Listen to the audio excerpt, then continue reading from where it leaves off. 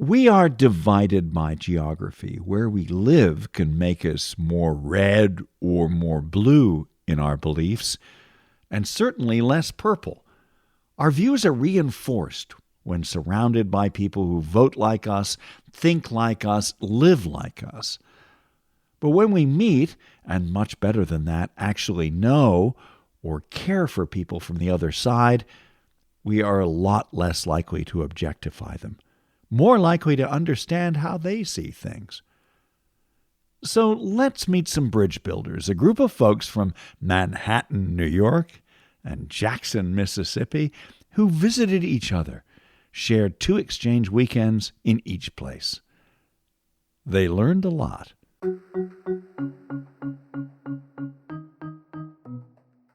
It's not just speaking, it's being with and being open to seeing someone in a completely new light. And if you do, you can never see them the old way. That is a big bottom line here, is that we got to know each other. And we were allowed to be in a very safe, wonderful environment, to be vulnerable. I just have a fundamental underlying belief that you cannot understand someone else unless you know them. You cannot really get to the motivations and the passions and the drives of other people until you see how they live.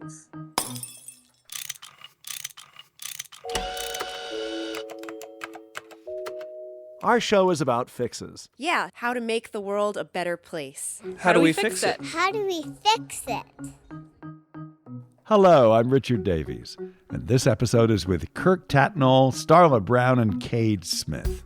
Kirk is from New York, and the idea for this exchange we're going to discuss came from a workshop that he led in Manhattan several years ago. Kirk thought it would be a good idea to not only share values and discuss differences, but to experience the cultural environments shaped by red and blue geographies. We are a nation that is becoming increasingly divided by our political beliefs, and yet we are less likely than ever to actually know someone from the other side of the political spectrum. The thinking was that only by coming together physically in each other's backyards can we learn to understand the other side. So Kirk went to Jackson. Starla and Cade met them there and flew to New York, along with other members of Braver Angels. Let's start with Kirk. The country as a whole is very divided. And so I thought the idea of taking the workshop and expanding it outside of our areas. And so few people have seen the majority of this country. So few people in Manhattan have been to a lot of the red states.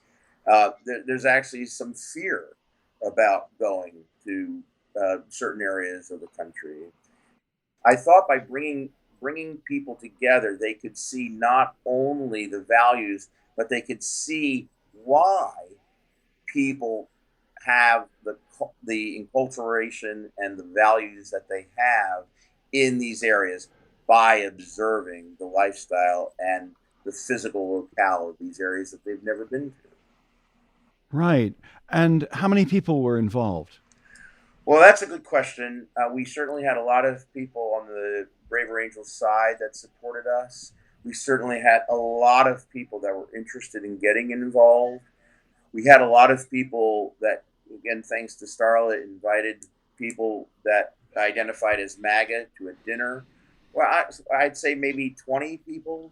Yeah, so there were 12 people that were faithfully involved in various roles, and then I don't know, in Mississippi we met with dozens of folks. Same thing in New York. So there would be dozens on either side of those communities that we engaged with, but a core 12 folks that were either community members or Braver Angel volunteers, staff. Starla, what was learned? What came out of these workshops that you want to share? For myself, I had been to New York before, and while I'm a fifth generation Mississippian, I spent 35 years in South Florida, which is home to a lot of people from New York as well. So culturally, I wasn't uncomfortable, whatever, but I understand, what Kirk is talking about, especially coming to Mississippi. I recall a story when I was in college. A professor came to Mississippi State University, and he was from Chicago area, and his wife actually had him come down and really see. They were to want to come down and see the state because she really believed people didn't wear shoes here, and so of course, being my activist self, I went to one class without shoes on, just to get a good smile from him. But I think for the people in New York coming to Mississippi and seeing our culture was something that they learned a great deal about. The one thing we could say we both have is really great food, and so like that became a part of the day, is kind of fellowshipping around a meal and talking and sharing stories. But I think what was learned is that each of us figured out, we have differences, but those differences can be discussed. And Cade was an amazing moderator for the groups. And I think what we learned is that in many ways we had more in common than we had differences. There may be some real sticking points for people, but I think at the end of the day, like, we all care about our communities. We care about the people that live in them. And I think that was an important outcome. Did both sides, as it were, the folks from Mississippi and the folks from New York, go back and forth? You visited Cade and Starla, you visited New York, and Kirk, you were part of a group that visited Mississippi. Is that how it worked? Yeah, absolutely. Physically, actually, going to a church and going to a political breakfast, and we ended up going to a synagogue here in New York and meeting with NYU professors to talk about gun control, and so very, very much so. Starla, you said that you found that you had more in common than perhaps you might have expected. Are there many stereotypes that we really just need to get past when it comes to our geographical differences? Yeah, I would say, like, probably the mindset for a lot of people is that Mississippi sort of in the hospitality state, known for having all this congeniality type atmosphere and welcoming and that kind of thing. And there's parts of our state that I would say there are times when maybe that doesn't fit the bill, right? Depending on who you're welcoming. So it's that sort of that stereotype there. But then on the New York side, it's that doesn't exist, which was not the case that I felt like anyone from Mississippi who visited and came up from New York saw. That we saw a great deal of hospitality, and we didn't find people to be unfriendly, whether you're asking for directions or you're just walking around or being in a restaurant. That's a stereotype that we all should get past. I think that people can be welcoming and can be kind and be courteous no matter where you live. Cade, could you weigh in on this? Richard, for me, I'm a sixth generation native Mississippian. I also identify myself as liberal. I vote Democrat primarily. So I went to New York expecting, a place of great anonymity and a lack of neighborliness. And what I found, I had several moments of seeing incredibly kind, concerned citizens reaching out to other people that they thought needed guidance, or maybe confused or lost. When it happened to me, it was my first time on a subway by myself. So nobody was telling me which rail to get on. And there was a lady there, I'm 57, she was probably in her 60s, who was trying to be helpful for me. And I was so anxious, I couldn't accept it. I thought maybe this is just an entry for an ask, or, being panhandled. And then fast forward to later that afternoon, we're going into a renovated Penn Station, and Stephen, one of the native New Yorkers, is going down the escalator, and he's in awe of this amazing renovation that he hadn't seen. And he's looking around so wild-eyed. Another fellow New Yorker thought he had a need and was confused about where he was going, and approached him and was like, "Hey, do you need anything, man? Can I help you?" And so that allowed me to step out of that buttoned up, anonymity, threat-based hypervigilance of a new world and see the world that was. And it was just a beautiful moment to get to be a part of that challenged everything that I thought about what the New York experience would be. That's lovely. Kirk, did you get over any misconceptions you might have had about Mississippi when you visited? I think a couple of things. I think some of my stereotypes were reinforced, and I think some of them were obliterated. So, for example, we went to this Politico breakfast. There were some things that happened at that breakfast that were somewhat shocking. On the other hand, we met some amazing folks that, again, identified as MAGA that were lovely, beautiful, and most importantly, open to ideas and thoughts that were outside of perhaps their own comfort zone. And everywhere, people are really just trying to get by. They're beautiful people. They have lovely families. They want the best for their children. They want to live in peace. And these things don't change wherever you are, regardless of the blaring news items and things that you hear going on. And that was definitely reinforced, I think, in both areas, in both cities.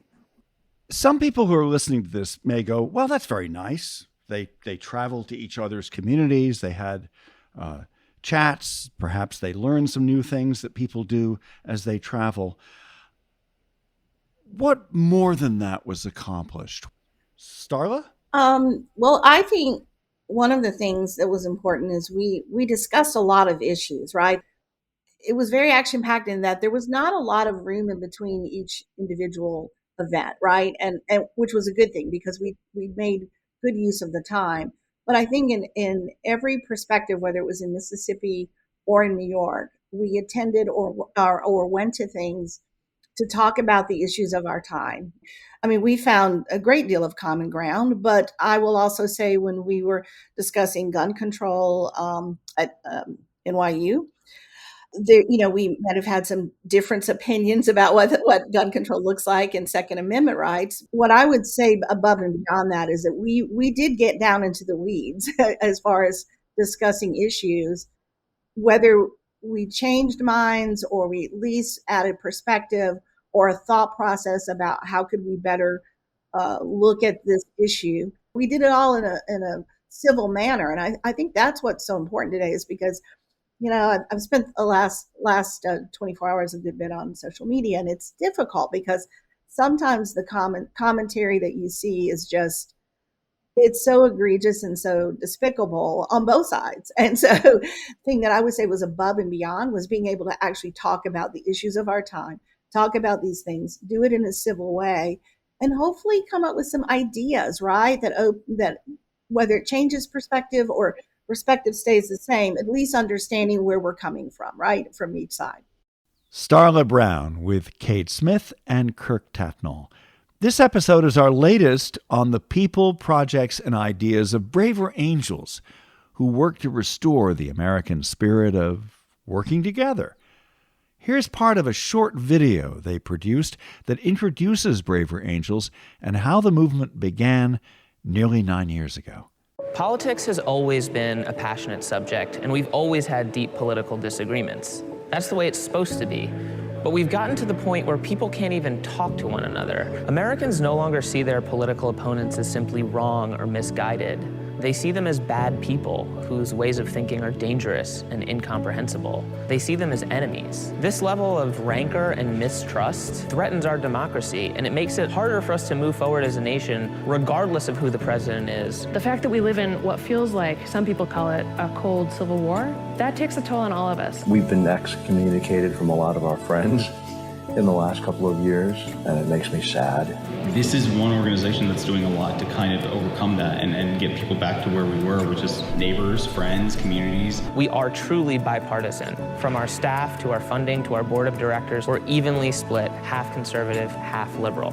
Everything we do comes from the bottom up. We're an almost entirely volunteer-led operation. We wanted to see, could we get together a group of folks who'd voted for Trump and a group of folks who'd voted for Clinton and get them in a room together to see how can we bring people together to not get them to agree or to come to the middle, but to maybe change how they think about one another. When you're there in person and you have to face the person you're talking to, we remember suddenly the rules of civil discourse and kind of how we should act in society. It's something that really distinguishes this form of conversation and debate. It's all well and good to talk about civility and being nice to people, but the missing ingredient is courage. The courage that it takes to have a difficult conversation, to put yourself out there. What we've been saying is that this year, it's not enough to call in our better angels. We have to call in our braver angels. The name Braver Angels captures the evolving spirit of better angels. We have to be willing to summon the courage to see the best in the other side, see the best in our fellow Americans. Courage means becoming a leader in your own community who's standing up for America, not just for your political party or your tribe or folks with whom you share an identity, but standing up for something larger that we can all believe in. Learn more about Braver Angels at their website, braverangels.org. Now more from our How Do We Fix It interview with Kirk from New York and Starla and Cade, who live in Mississippi. Do all of you feel that if we spoke more or listened to people we disagreed with, whether they are our neighbors or people in other parts of the country, that we could really make a dent in polarization that is holding up so much progress in our political life? Cade? Well, Richard, I mean, speaking is a start, but I think one has to be in fellowship with, one has to be in relationship with, in order for there to be change that is going to happen that transcends the individual and the perception of the other. And so it's not just speaking, it's being with and being open to seeing someone in a completely new light. And if you do, you can never see them the old way. And that's what these moments provided. And so Kirk mentioned the MAGA dinner, and Starla worked through her network to connect with, I don't know, probably a dozen Mississippians that ranged in age from 20 to 80. And so there was one young woman there who was a college student, and I'm going to say she was a double major in economics and elementary education. And when asked the question, why did you vote for President Trump? And it went around the room, this young woman who was self-possessed, confident, bright, said, I wanted to vote for a candidate who supports the rights of women, and President Trump supports the right of women. That statement was so radical for so many of our New Yorker guests that they couldn't get their heads around how an educated, ambitious, self-possessed woman could see President Trump as advancing the rights of women. And so I would say we probably spent an hour or more really digging into that question. And I think that young woman allowed not only people to see her differently and understand her differently, but also other Americans who are thoughtful, educated, informed, and ethical vote for a president who could be so polarizing.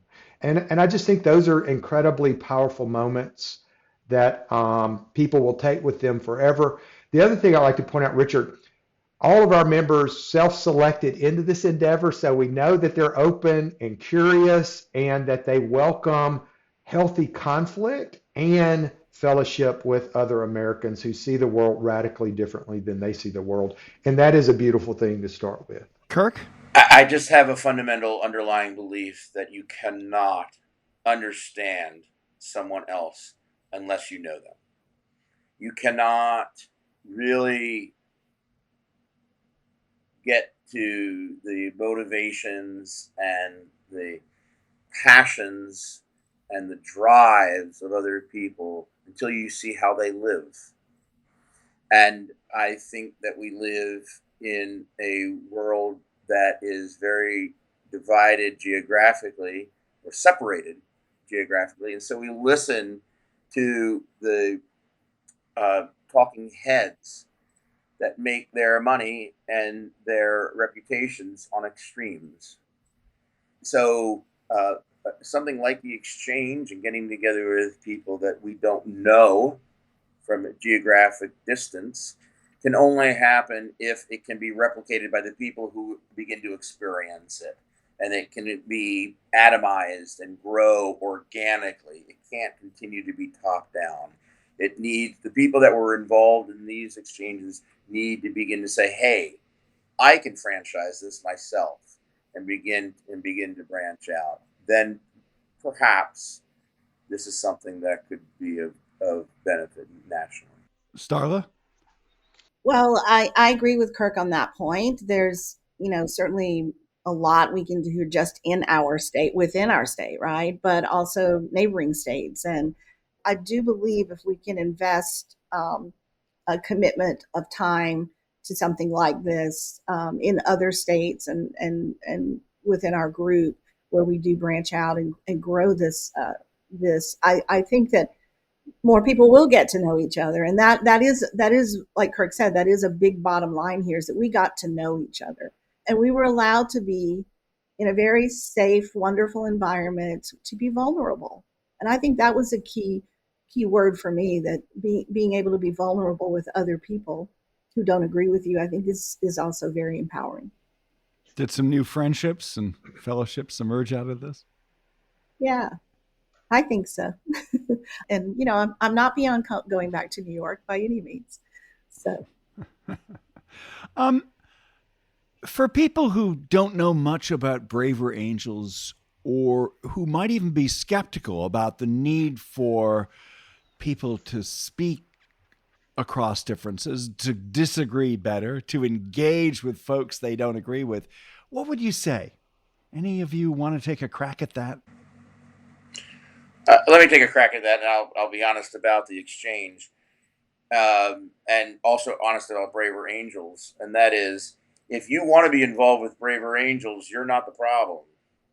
And so the issue with the exchange in particular would be to entice people who don't want to be in the exchange to do it. I would just tell people that if you're looking for an organization that doesn't police how you are your best self, but gives you a great method to show up as yourself and get to know another human, particularly a human that sees the world differently, without being told, you can't use these words, or you have to use these words, or just policing human behavior. That Braver Angels is an incredible asset that focuses on process, not personality or rhetoric. And that's beautiful. Great. Thank you. Thanks very much for doing this. Really grateful for you to join me. Thank you for having us. Yeah, thank you. Thank you very much. Cade Smith leans blue. Starla Brown leans red. Kirk Tatnall leans blue. Our guests on How Do We Fix It? A podcast that leans into the idea that polarization is a huge crisis and holds up progress, and could endanger our future. We ask questions about how do we fix it? I'm Richard Davies. Our producer is the reliable, dependable, kind, and considerate Miranda Schaefer. Thanks for listening.